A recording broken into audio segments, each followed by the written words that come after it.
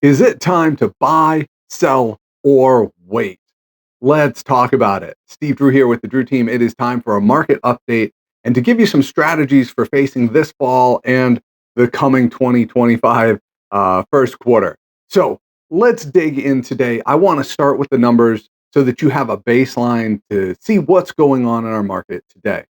We have seen an increase in listings. We got 21,000 listings on the market. That's the most we've seen since 2019. We have 7,200 homes that are pending. That is, they're under contract, commitment to sell. And in the last 30, 31 days, we've seen 5,600 homes actually go under contract and then complete the process. Those are sold.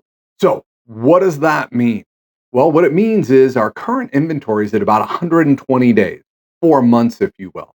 What does that mean? Well, that means that if you're selling in this market, anywhere from 0 to 8 months puts you within the average, which is 4 months. Little different than what we've seen in the past. Obviously, we've had the peaks that happened 2021, 2022, and then the drop off in 2023. 2024 has been a wild ride with our rates. We're going to talk about some of that. But what I really want to get into today is talking about what's happening in the market now, how to have a strategy for reaching your goals, and how we can help you to get there. So, looking at that, I want to acknowledge 2024 has been challenging, especially in terms of affordability. Interest rates have been tough, although we've seen them get better here recently. We've also seen just difficulty with people moving, with people not having enough homes to choose from. All of those things are true. But I want to let you know at the Drew team, we have been able to help people accomplish their goals. There are people still selling and buying, obviously, from the numbers. And we have been successful this year in helping a number of people to reach those goals. Some we're still helping, and they're seeing some of those longer times. Every house is different, every neighborhood is different. So if you have a goal you're trying to reach, talk to us. Let's see what we can do to craft a plan to help you get there. All right, back to the strategy and what's going on in the market right now. Is it the right time to buy? Is it the right time to sell? Is it a good time to wait?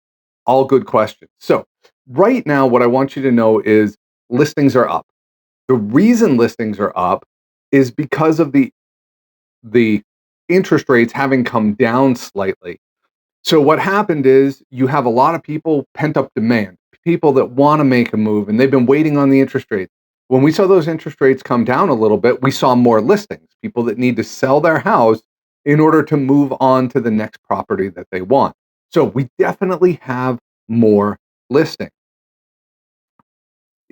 Let's look at some of the other factors before I give you a conclusion on that, because it's only one piece, right? It's an election year. A lot of people ask or want to wait until after the election. Is that a good idea? Is it not? Will it change anything? Let's talk about that. In a typical election year, we're going to see people do less transactions because they are waiting.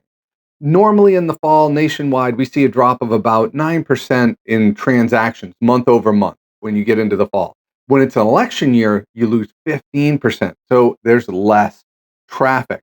However, it's important to know that the year after an election, regardless of who's elected, 9 out of the last 11 elections, home values went up. Doesn't matter whether it was a Democrat or a Republican, doesn't matter who was running or what their platform was, home values have increased. And the number of transactions that have happened, people buying homes, has increased 9 out of the last 11 election cycles. And in fact, the last 7 have all been increases. So is it worth waiting? Well, there are other factors that you need to consider there. We talk about listings being up. They are up, but at 21,000 homes available in the valley, that's still less than the 26, 27, 28,000 that we normally saw in the decades of the 2000 teens. So there's more inventory, but it's not outrageous inventory. We're not looking at an overabundance of inventory, and we still have demand as evidenced by people who listed their homes wanting to make a move. Last thing I want to talk about is rates. What's going to happen with the rates? Well, that's a great question. What we've seen this year is the Fed made a cut, interest rates came down a little bit, then they inched back up. But what people are expecting, what economists are expecting, what the people that um, make a career out of tracking these things are saying is they expect that next year we're going to see rates in the fives. Probably 5.5 is what we're looking at. If you're waiting around for days like 3%, you're probably not going to see that in the next decade. It's just not on the table. But 5.5 next year seems to be what people are expecting.